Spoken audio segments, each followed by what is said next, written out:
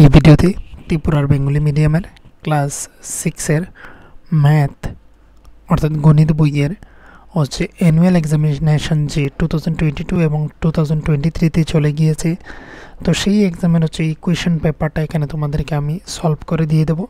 আর হচ্ছে যারা যারা এই প্রশ্নগুলি জানতে চাও, কী কী প্রশ্ন বা কীভাবে আসে, সেগুলিও তোমরা জানতে পারবে এই ভিডিওর মাধ্যমে। তো দেখে নাও, এখানে হচ্ছে সেট বি, এখানে প্রশ্ন সেট যেটা রয়েছে সেটা হচ্ছে বি সেট রয়েছে। তো সময় হচ্ছে তোমাদের 3 ঘন্টা, আর এটা হচ্ছে তোমাদের গণিত এক্সাম অর্থাৎ ম্যাথমেটিক্স। তো দেখে নাও, প্রথমেই রয়েছে বাংলা এবং ইংরেজিতে হচ্ছে প্রশ্নগুলি থাকবে। তো এখানের মধ্যে আমরা বেঙ্গলিটাকে প্রথমে দেখব, আর সাথে সাথে হচ্ছে আমরা ইংরেজিটাকে ফলো করব। তো দেখে নাও, এখানে প্রথমেই যে প্রশ্ন রয়েছে, প্রথমেই প্রশ্ন হচ্ছে যে শূন্যস্থান পূরণ করো, শূন্যস্থান পূরণ করো। তো এখানের মধ্যে হচ্ছে 1 নম্বরে যে রয়েছে নিচের প্রশ্নগুলোর উত্তর দাও। তো এখানে 4টি থাকবে, 4টি প্রত্যেকটির মান হচ্ছে 1 করে। তো প্রথমেই প্রশ্ন যে রয়েছে শূন্যস্থান পূরণ করো, তার মধ্যে হচ্ছে এইভাবে 2টি নম্বর দেওয়া রয়েছে, এগুলিকে প্লাস করে দেখার জন্য।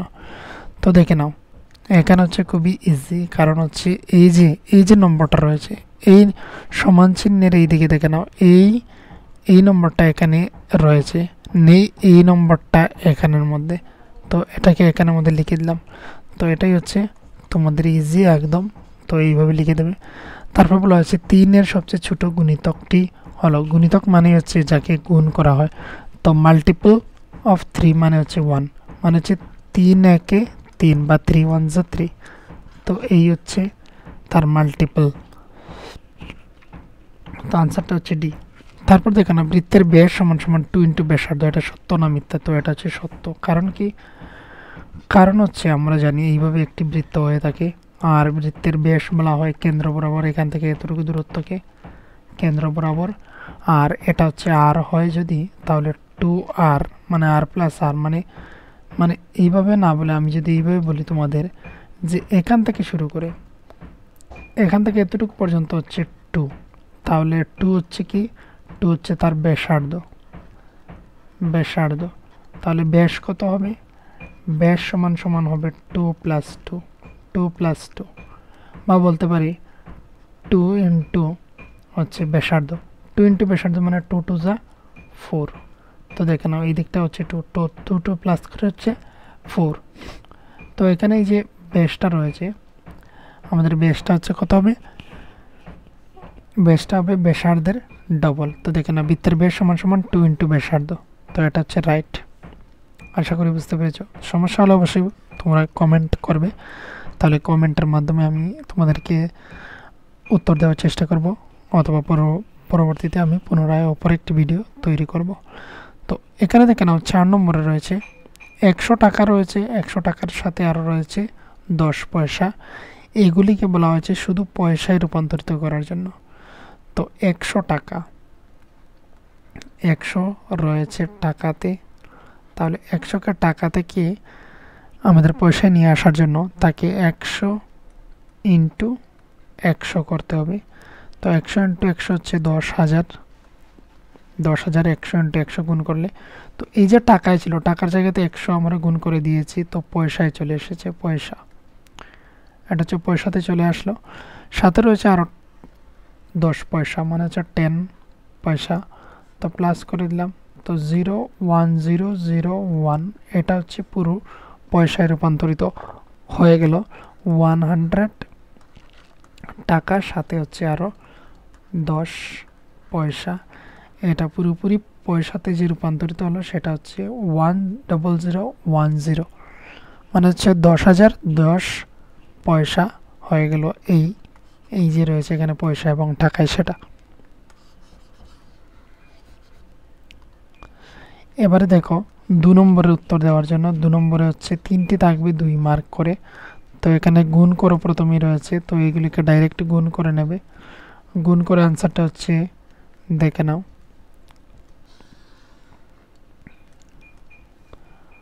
এখানে হচ্ছে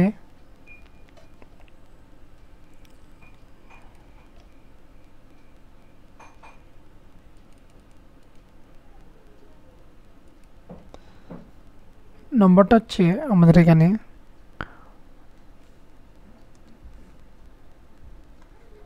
3 1 into 4 2, তো 2 1s are 2, 2 3s are 6, 2 2s are 4, তারপর হচ্ছে 4 1s are 4 R 3 4s are 12 এর 2 হাতে রয়েছে 1 আর 2 4s are 8 9, এবার প্লাস করে দিলে 2 আর 6 আর 4 মিলে 6 আর 4 মিলে হচ্ছে 10 10 এর হচ্ছে 0 হাতে রয়েছে 1 আর হচ্ছে 4 আর 2 মিলে হচ্ছে 6 আর 1 মিলে 7 9, তো आंसर হচ্ছে এটা।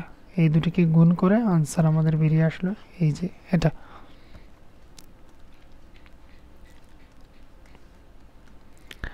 তারপর রয়েছে এখানের মধ্যে ত্রিভুজ জিওমেট্রি থেকে যে কিং চতুর্ভুজটি আঁকো এর কোণগুলোর নাম লেখো। তো দেখে নাও এখানে হচ্ছে KING কিং চতুর্ভুজটি আঁকো এর কোণগুলোর নাম লেখো। তো কিভাবে আমরা অঙ্কন করব এখানে দেখে নাও। প্রথমে হচ্ছে রুলারের সাহায্যে বা স্কেলের সাহায্যে এখানে আমরা হচ্ছে 4 সেন্টিমিটার একটি রেখা টেনে নেব। 4 সেন্টিমিটার 0 থেকে শুরু করে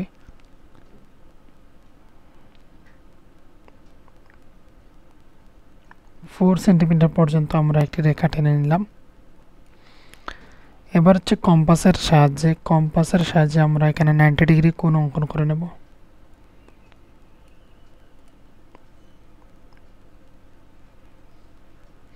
বা আমরা হচ্ছে কম্পাস ব্যবহার না করে আমরা চাঁদার সাহায্যেও তৈরি করে নিতে পারি। তো এখানে হচ্ছে এই হচ্ছে আমাদের 90 ডিগ্রি। এখানে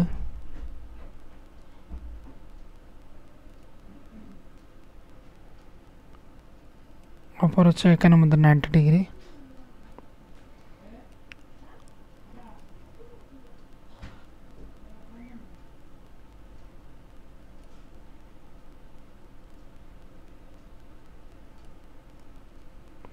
এবার হচ্ছে যে কোনো একটি নির্দিষ্ট রেখাতে আমরা কি করব, এখানের মাধ্যমে স্কেলের সাহায্যে আমরা এখান থেকে এখানে মেপে নিতে পারি বা হচ্ছে এইভাবে কম্পাস ব্যবহার করেও আমরা করে নিতে পারি। কম্পাস ধরে নাও এখানে নিয়েছি,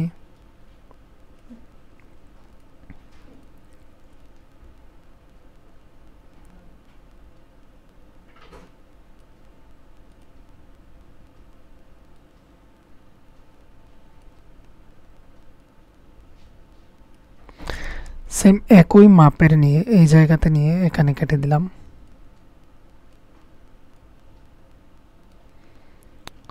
এবার হচ্ছে এই রেখার দ্বারা এখান থেকে যুক্ত করে এতটুকু পর্যন্ত কেটে নিলাম। তার নাম দিয়ে দিলাম কিং। কিংটা হচ্ছে KING কিং।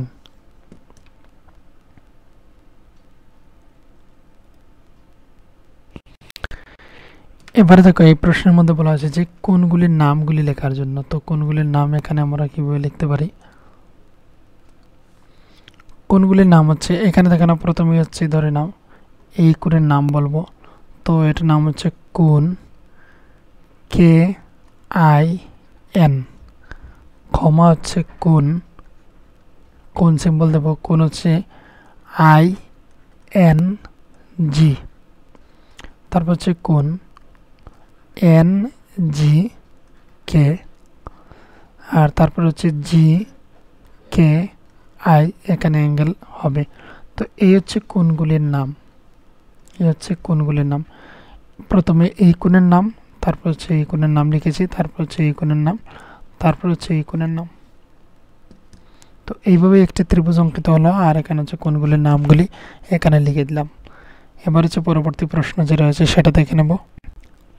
এবার হচ্ছে পরবর্তী যে প্রশ্ন রয়েছে, পরবর্তী প্রশ্নের মধ্যে এখানে দেখে নাও। পরবর্তী প্রশ্ন হচ্ছে 1, তারপর হচ্ছে 6, 2, রয়েছে এখানে 8 অঙ্কগুলো, এই ডিজিটগুলোকে ব্যবহার করে, আর সেগুলোকে হচ্ছে একবারই ব্যবহার করা যাবে। একবার ব্যবহার করে 4 অঙ্কের মানে হচ্ছে 4 ডিজিটের ক্ষুদ্রতম সংখ্যাটি লেখার জন্য।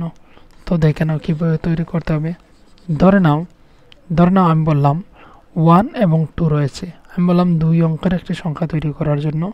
তো স্মলেস্ট বা ছোট 2 অঙ্কের সংখ্যা যা তৈরি করা যাবে তা হচ্ছে 12। আর যদি বলি যে বড় 2 অঙ্কের সংখ্যা তাহলে হবে 21। তো এইভাবে বলা হয়েছে 4 অঙ্কের, এখানে 2টি ডিজিটের রয়েছে, এখানে বলা হয়েছে 4 ডিজিটের একটি ক্ষুদ্রতম সংখ্যা বা ছোট সংখ্যা তৈরি করার জন্য। তো সেটা হচ্ছে কীভাবে তৈরি করবে, সেটা হচ্ছে 1, হচ্ছে 6, হচ্ছে 2, হচ্ছে 8 রয়েছে। তাহলে আমরা করতে পারি 1, তারপর হচ্ছে 2, তারপর হচ্ছে 6, তারপর হচ্ছে 8। তো নম্বরটা আমরা এইভাবে বসাবো 1, 2, 6, 8। এটা হচ্ছে ক্ষুদ্রতম সংখ্যা। আর বৃহত্তম হলেও তো 6, 8, 6, 2, 1। এটা হচ্ছে সবচেয়ে বড় সংখ্যা তৈরি হয় এই 4টি ডিজিটের দ্বারা। এবার হচ্ছে পরবর্তী প্রশ্ন। পরবর্তী প্রশ্নের মধ্যে দেখে নাও, পরবর্তী প্রশ্ন যে বলছি এখানের মধ্যে হচ্ছে গ্রুপ বি। তো গ্রুপ বিতে দেখে নাও 3 নম্বর, আর 3 নম্বরের আন্ডারেই রয়েছে দশমিকে প্রকাশ করো। দশমিকে প্রকাশ করো 2 দশক এবং 9 দশাংশ। 9 দশাংশ মানে হচ্ছে 9 উপরে 10 নিচে দশাংশ। 10টি অংশের মধ্যে 9। 9 দশাংশ মানে হচ্ছে 10টি অংশের মধ্যে 9টি অংশ। এটা হচ্ছে 9 দশাংশ। আর 2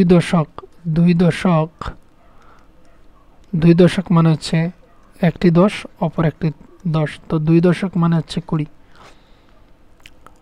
তো এবারে দেখে নাও 2 দশক রয়েছে, 2 দশক মানে হচ্ছে 20 প্লাস হচ্ছে 9/10।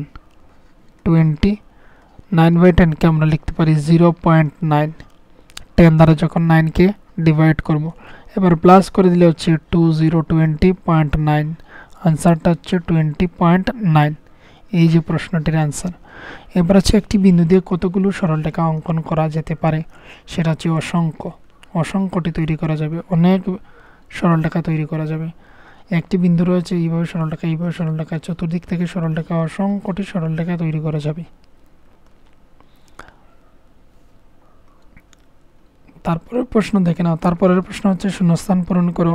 আয়তক্ষেত্রের পরিসীমা সমান সমান 2 দৈর্ঘ্য প্লাস প্রস্থ। কারণ হচ্ছে কি এইভাবে রয়েছে আয়তক্ষেত্র, আর আয়তক্ষেত্রের পরিসীমা মানে হচ্ছে, পরিসীমা কথার অর্থই হচ্ছে যে এখানের মধ্যে এই দিক যোগ হবে, এই দিক যোগ হবে, এই দিক যোগ হবে, এই দিক যোগ হবে। তো দেখে নাও দুবার আসছে কি, দুবার আসছে দৈর্ঘ্য, দুবার আসছে প্রস্থ। তাই এর জন্য হচ্ছে এখানে 2 ইন্টু, আর দৈর্ঘ্য ইন্টু প্রস্থ মানে হচ্ছে এই দৈর্ঘ্য এই প্রস্থ, অথবা এই দৈর্ঘ্য এই প্রস্থ, অথবা এই দৈর্ঘ্য এই প্রস্থ, অথবা এই দৈর্ঘ্য প্লাস হচ্ছে এই দৈর্ঘ্য।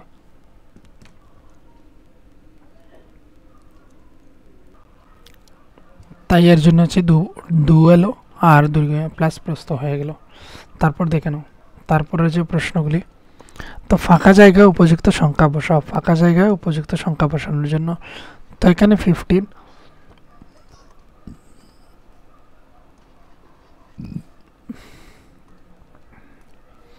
এখানে হচ্ছে 15 রয়েছে, এখানে হচ্ছে 18 রয়েছে, এখানে হচ্ছে 5, এখানে হচ্ছে 5, এখানে কত হবে। তো দেখে নাও 15কে আমরা আর 18কে আমরা দুটি সংখ্যাকেই ভাগ দিয়েছি 3 দ্বারা। তো এখানে হচ্ছে 3 5 15, এখানে হচ্ছে 3 6 18।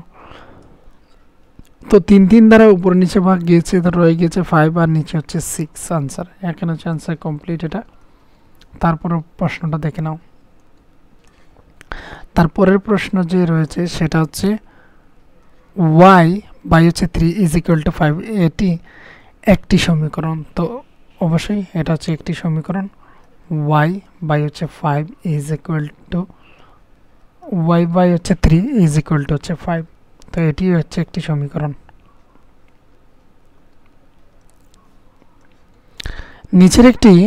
নিচের কোনটি একটি কাগজের টুকরো দিয়ে তৈরি করা যায়? কি তৈরি করা যাবে কাগজের একটি টুকরো দিয়ে?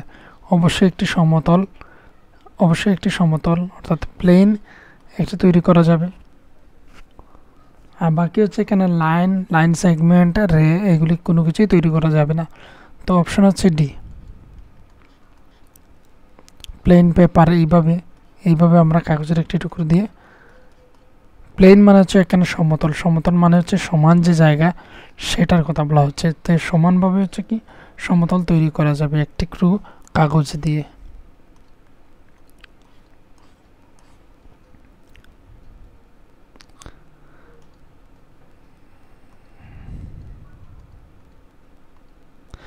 তারপরের প্রশ্নটা এখানে দেখেন না, তারপরের প্রশ্ন হচ্ছে এখানে মধ্যে 90 সেমি আর হচ্ছে 1.5 মিটারের মধ্যে অনুপাত নির্ণয় করো।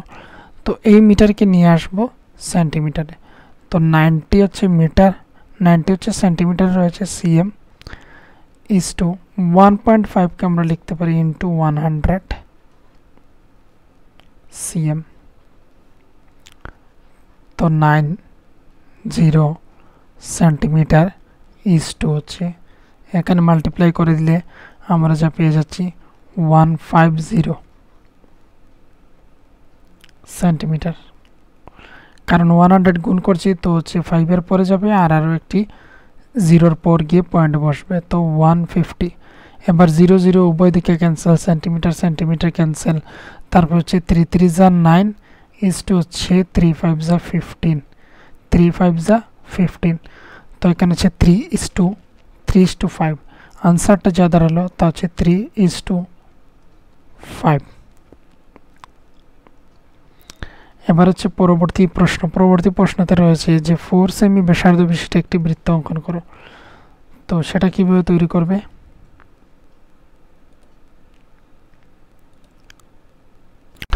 তো এখানে আমাদের প্রশ্নটা দেখে নাও ভালোভাবে, যে আমাদের বলা হয়েছে যে 4 সেমি ব্যাসার্ধ বিশিষ্ট একটি বৃত্ত অঙ্কন করো। তো কিভাবে অঙ্কন করা যায় দেখে নাও।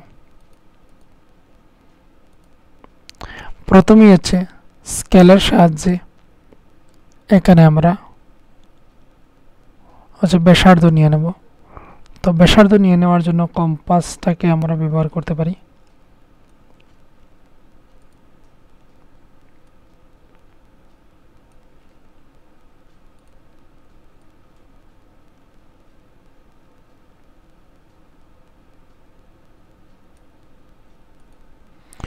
জিরো থেকে 4 সেন্টিমিটার পর্যন্ত ব্যাসার্ধ নিয়ে এটাকে সেন্টার, মানে এই যে তার বাহুটা রয়েছে এটাকে সেন্টার ধরে এখানে হচ্ছে আমরা বৃত্ত অঙ্কন করে নেব।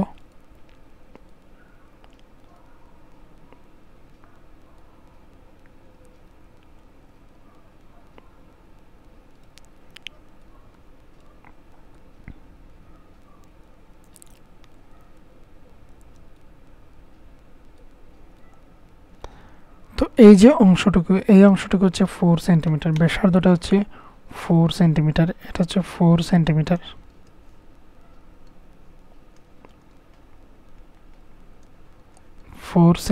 ব্যাসার্ধ, এই হচ্ছে বৃত্ত অঙ্কন হয়ে গেল।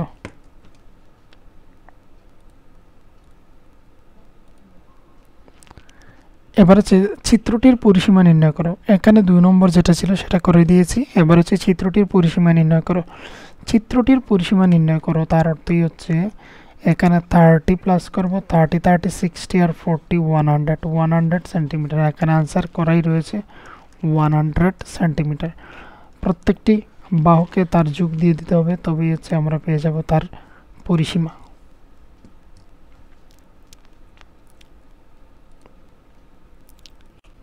তো পরিসীমার পর যে অঙ্কটা আসছে সেটা হচ্ছে 4 নম্বর, বিবৃতিটির এই বীজগণিতীয় রাশিমালা তৈরি করো। তো দেখে নাও এখানে প্রথমেই রয়েছে যে m কে -5 দিয়ে গুণ করে গুণফলের সঙ্গে হচ্ছে 7 যোগ করা হয়েছে। তার অর্থই হচ্ছে এটাকে এখানে উপরে দেখিয়ে দিচ্ছি, 5m সামনে মাইনাস থাকবে, -5m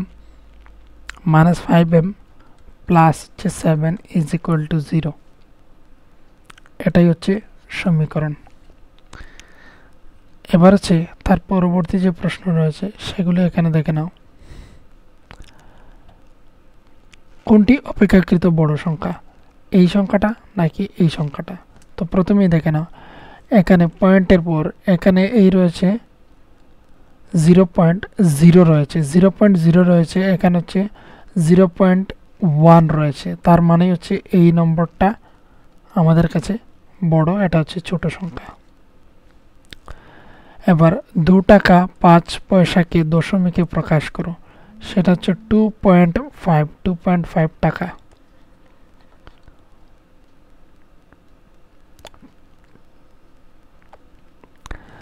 তারপর রয়েছে চিত্রটিতে অবস্থিত 3টি ত্রিভুজের নাম লেখো। তো 3টি ত্রিভুজ এখানে কি কি রয়েছে সেটা লেখার জন্য তো দেখে নাও, প্রথমেই রয়েছে এখানের মধ্যে এই জায়গাতে আমি লিখে নিচ্ছি ত্রিভুজ হচ্ছে এ বি সি। প্রথমে হচ্ছে ত্রিভুজ এ বি সি রয়েছে, তারপর হচ্ছে এখানের মধ্যে ছোট্ট যে ত্রিভুজটা রয়েছে এই ত্রিভুজের কথা। তো কমা হচ্ছে ত্রিভুজ এ বি ডি, তারপর হচ্ছে ত্রিভুজ এ সি ডি, মানে হচ্ছে এই ত্রিভুজ। 3টি ত্রিভুজ ছিল, তাই 3টি ত্রিভুজের নাম এখানে লিখে দিয়েছি, উপরে এখানে লিখে